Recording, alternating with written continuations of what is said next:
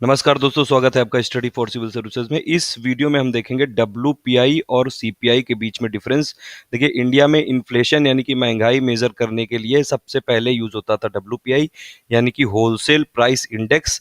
और अब 2 अप्रैल 2014 से आरबीआई ने इन्फ्लेशन को मॉनिटरिंग करने के लिए सीपीआई यूज करने लगी यानी कि consumer price index.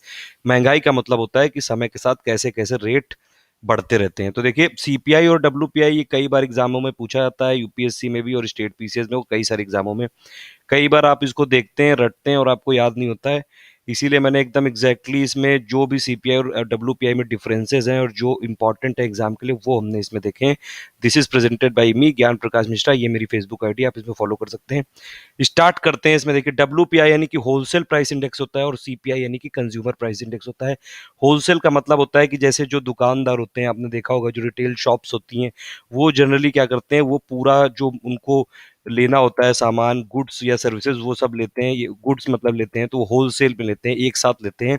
Consumer price index क्या करता है कि ये जो डे टू डे जो रिटेल, जब हम लोग दुकान में खरीदने जाते हैं तो उसमें जो प्राइसेस चेंज होते हैं, उस हिसाब से उसको मतलब ये यूज होता है कि जो भी इनकम हो रहा है, जो भी एक्सपेंडिचर हो रहा है और जो भी कॉस्ट ऑफ लिविंग में इंक्लूडेड होता है, मतलब कंज्यूमर जो खर्चा करता है रिटेल में, वो होता है सीपीआई। पहले तो आपको एक कॉन्सेप्ट समझना पड़ेगा। डब्ल्यूपीआई पूरी इकोनॉमी के लिए, मतलब एक काफी ब्रॉड टर्म है। इसमें पूरी इकोनॉमी एज ए होल भी इसको मेजर करते हैं इन्फ्लेशन। और सीपीआई के लिए क्या होता है, ये बेस होता है रिटेल प्राइसेस पे। देखिए, लिखा हुआ है CPI is based on retail prices which includes all distribution cost and taxes. तो ये पहले आपको कॉन्सेप्ट समझना होगा। फिर दूसरी बहुत सारे डिफरेंसेस हैं। डब्ल्यूपीआई का जो बेस ईयर है इस समय 2004-05 है, इसको 100 वैल्यू लेते हैं और जो भी ईयर का इसको करना होता है 100 के हिसाब से वो बढ़ता है जितना। जैसे मान लिया 110 हो गया तो वो उसी हिसाब से 10% हो गया डब्ल्यूपीआई। फिर उसको 110 को बेस लेके फिर जितना आएगा नेक्स्ट ईयर, उसी हिसाब से डब्ल्यूपीआई काउंट करते हैं। इस समय जो आरबीआई काउंट करती है, आरबीआई का जो टारगेट है, इन्फ्लेशन मेजर करती है सीपीआई के थ्रू। और सीपीआई का कितना है, 4%। आरबीआई का टारगेट है कि 4% होना चाहिए इन्फ्लेशन, और ±2% है। जब से उर्जित पटेल की कम्युनिटी, जो एक उर्जित पटेल की कम्युनिटी थी, उसने जो सजेशन दिया था, तो 4% टारगेट होता है आरबीआई का सीपीआई के लिए, और ±2%। देखिए, सीपीआई का बेस ईयर अभी तक 2010 था, लेकिन अब ये 2012 हो गया है। यानी कि 2012 वाली वैल्यू होती है 100, और उसके आगे जितनी भी 100 से 110 या 120 हुई, उसी हिसाब से सीपीआई बढ़ता है। लेटेस्ट ईयर में अगर आपने देखा होगा, बजट में 4% के करीब सीपीआई चल रहा है।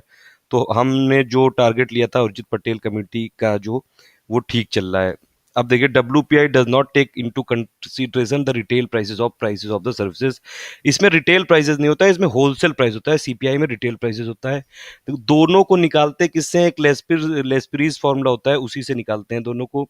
डब्ल्यूपीआई को पब्लिश कौन करता है, डब्ल्यूपीआई को पब्लिश करता है ऑफिस ऑफ इकोनॉमिक एडवाइजर, जो कि ministry of commerce and industry के अंडर आता है।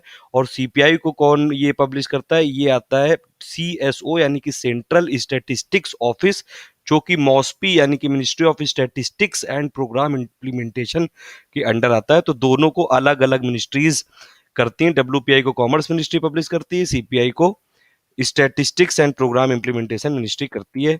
अब देखिए, डब्ल्यूपीआई, ये मैंने बताया आपको कि for economy as a whole measure किया जाता है।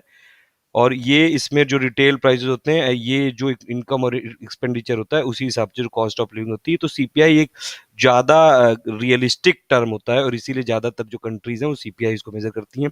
ये भी हम देखेंगे कि सीपीआई और डब्ल्यूपीआई में बेटर कौन सा है।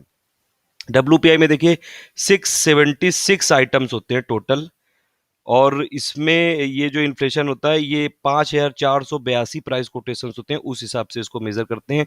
इसका वेटेज एवरेज निकालते हैं। अगर आप सीपीआई की बास्केट देखेंगे तो सीपीआई में डब्ल्यूपीआई से ज़्यादा आइटम है, क्योंकि सीपीआई में रूरल एरिया में 448 आइटम है, जब से इसका बेस ईयर वो कर दिया गया है। और ये 460 आइटम है इसके अर्बन एरियाज में। तो इससे ये क्लियर हो जाता है कि जो सीपीआई की बास्केट है, वो डब्ल्यूपीआई बास्केट से ज़्यादा ब्रॉड है, ज़्यादा इसमें जो नंबर ऑफ आइटम्स आते हैं। अगर आप देखेंगे, डब्ल्यूपीआई में जो आइटम्स है उनको 3 ब्रॉड कैटेगरी में क्लासीफाई किया गया है। नंबर 1 होता है प्राइमरी आर्टिकल्स, उसका जो परसेंट है 20.12%। नंबर 2 है फ्यूल एंड पावर, उसमें 14.91%। और नंबर 3 पे मैन्युफैक्चरिंग प्रोडक्ट है, उसका परसेंट है 65% के करीब। तो अगर आपसे ये पूछा है कि सबसे ज़्यादा इसमें वेटेज किसका होता है डब्ल्यूपीआई में, तो वो होता है मैन्युफैक्चरिंग प्रोडक्ट प्रोडक्ट्स का। अब उसमें भी कुछ सब कैटेगरीज हैं, तो प्राइमरी में जैसे फूड आर्टिकल्स का है 20%, नॉन फूड का एंड मिनरल्स का है 5.78%, मैन्युफैक्चर्ड प्रोडक्ट में भी सब कैटेगरीज हैं, उसमें फूड प्रोडक्ट का है 9.97% और नॉन फूड प्रोडक्ट्स का है 55%। उसी हिसाब से अगर आप ये सीपीआई में देखेंगे तो सीपीआई में इसमें 6 ब्रॉड ग्रुप्स होते हैं, 6 मेन ग्रुप्स होते हैं। नंबर 1 है फूड एंड बेवरेज, इसका 54% है, फिर पान टोबैको एंड इंटॉक्सिकेंट 3.26% है, क्लॉथिंग एंड फुटवियर 7.36% है, फ्यूल और ये फ्यूल एंड लाइट 7.94%, मिसलेनियस है 27.26%। तो ये मैंने देखिए लिख दिया, एग्जाम में पूछा था कि मैन्युफैक्चर्ड जो प्रोडक्ट होता है उसका डब्ल्यूपीआई में सबसे ज्यादा वेट हो जाता है 65%, उसके बाद होता है प्राइमरी आर्टिकल्स का और फिर फ्यूल एंड पावर का। टोटल फूड पर ये अगर देखेंगे तो फूड आइटम्स का डब्ल्यूपीआई में जो परसेंट है वो करीबन 25% के आसपास है।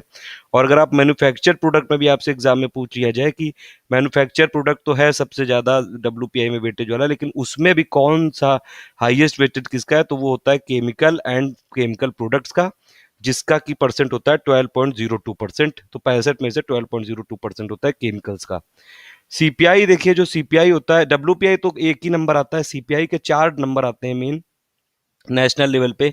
नेशनल लेवल पे अगर आप देखेंगे, एक होता है सीपीआई फॉर इंडस्ट्रियल वर्कर, फिर एक आता है सीपीआई फॉर एग्रीकल्चर लेबर्स या फिर रूरल लेबर्स, फिर एक आता है, ये दो होगा, और तीसरा ये होता है कि सीपीआई जो ओवरऑल होता है रूरल एरिया में, गांव में क्या है, सीपीआई अर्बन एरिया में क्या है, और सीपीआई कंबाइंड यानी कि total rural plus urban area. तो ये 3 होते हैं मेन जो इसमें सीपीआई, 3 या 4 आप बोल सकते हैं। इसमें देखिए शुरू के जो 2 हैं, सीपीआई फॉर इंडस्ट्रियल वर्कर्स और सीपीआई फॉर एग्रीकल्चर लेबरर्स और सीपीआई फॉर रूरल लेबरर्स, इन तीनों को पब्लिश करता है, इनको कंपाइल और रिलीज करता है लेबर मिनिस्ट्री, जो कि ministry of labour and employment के अंदर आता है। ये क्वेश्चन यूपीएससी में आ चुका है 1-2 साल पहले। तो ये आप याद रखिएगा, जो सीपीआई इंडस्ट्रियल वर्कर के लिए, एग्रीकल्चर वर्कर के लिए और ये रूरल लेबरर्स के लिए लेबर मिनिस्ट्री, लेबर ब्यूरो करता है, जो कि लेबर मिनिस्ट्री के अंडर आता है। और जो बाकी सीपीआई रूरल अर्बन और कंबाइंड वाला है, ये करता है, इसको पब्लिश करता है सीएसओ, जो कि मॉस्पी के अंडर आता है, ministry of statistics and programme implementation. तो ये आपको समझना चाहिए। देखिए सीपीआई का मतलब होता है जो डेली के खर्चे होते हैं, जो कॉस्ट ऑफ लिविंग में इंक्लूडेड होते हैं, फूड हो गया, पान टोबैको, जितनी भी चीजें होती हैं, जो रिटेल जिनके प्राइसेस होता है, रिटेल प्राइस से कनेक्ट होता है। तो जो भी सीपीआई में जो भी मेजरमेंट्स होंगे वो ज्यादा अच्छे से डेटा बता पाएंगे कि महंगाई क्या है, क्योंकि डब्ल्यूपीआई जो कस्टमर होता है, जो हम और आप होते हैं, हम लोग एकदम होलसेल पे तो खरीदते नहीं कि आपको अगर कुछ घर में आटा लाना है तो आपने 500 किलो लिया है, या फिर कोई दाल लानी है तो आपने 400 किलो लिया है, ऐसे तो नहीं रहते हैं ना। तो होलसेल प्राइस वाले शॉप होते हैं। डब्ल्यूपीआई होलसेल प्राइस को करता है मॉनिटर, सीपीआई कंज्यूमर प्राइस को करता है, जो रिटेल में हमको प्राइस मिलता है। तो CPI covers only consumer goods and services, while WPI covers all goods including intermediate goods also। इसीलिए WPI वाला जो है वो एग्जैक्टली जो मतलब ज्यादा ये रिफ्लेक्ट नहीं करता है जो ग्राउंड लेवल पे इन्फ्लेशन होता है, तो ये इंटरमीडिएट गुड्स को भी कर लेता है transact. WPI weights primarily based on national accounts and enterprise survey data, and CPI weights are derived from consumer expenditure survey data. अब देखिए एक आपने टर्म सुना होगा कि हेडलाइन इन्फ्लेशन क्या होता है और कोर इन्फ्लेशन। हेडलाइन का मतलब होता है जब inflation including all the items अगर आप कैलकुलेट करेंगे तो होता है हेडलाइन, और अगर उसमें से आप फूड और फ्यूल वाला निकाल देंगे तब बचेगा कोर इन्फ्लेशन। तो ये आप याद रखिएगा, ये पूछा जा सकता है। डब्ल्यूपीआई और सीपीआई दोनों जो है अब इस समय पर मंथ रिलीज होते हैं, पहले डब्ल्यूपीआई वीकली भी रिलीज होता था। कौन सा बेटर है अगर ये बोला जाएगा तो देखिए जनरल पब्लिक, मैंने आपको बताया कि होलसेल लेवल पे डेली बेसिस पे कभी ट्रांजैक्ट नहीं करती, और जो डब्ल्यूपीआई है वो रिटेल लेवल पे प्राइसेस को रिफ्लेक्ट नहीं करता है। तो इसीलिए डब्ल्यूपीआई को डेफिनेट आइडियल इंडिकेटर नहीं माना जाता है इन्फ्लेशन के लिए, अगर आप इकोनॉमी में देखेंगे। सीपीआई एक्यूरेट मेथड होता है, क्योंकि ये जो ग्राउंड रियलिटीज होती हैं, ये कॉस्ट ऑफ गुड्स को ये ट्रैक करता है, जो कि डेली बेसिस पे करते हैं हम और आप, जो रिटेल प्राइसेस पे खरीदते हैं उसको ट्रैक करता है। इसीलिए सीपीआई को ज्यादा बेटर माना जाता है। और सीपीआई देखिए जो गुड्स के प्राइसेस को ट्रैकिंग करने के साथ साथ इसमें जो सर्विसेज हैं उनको भी जो रिटेल में प्राइस जो भी वेरिएशन होता है वो भी ट्रैक करता है। इसीलिए ज्यादातर जो कंट्रीज हैं वो ये सीपीआई को यूज करती हैं इन्फ्लेशन मेजर करने के लिए। पहले इंडिया में भी डब्ल्यूपीआई यूज होता था, लेकिन 2 अप्रैल 2014 से सीपीआई हम यूज करते हैं। जो हमारी आरबीआई है, रिजर्व बैंक ऑफ इंडिया, वो अब सीपीआई को मॉनिटर करती है। मैंने आपको बताया उर्जित पटेल कमेटी जो थी उसने 4% इन्फ्लेशन का टारगेट दिया था, प्लस माइनस 2% की रेंज में, वही अब हम करते हैं, तो हम सीपीआई को करते हैं। तो ये था डिफरेंस।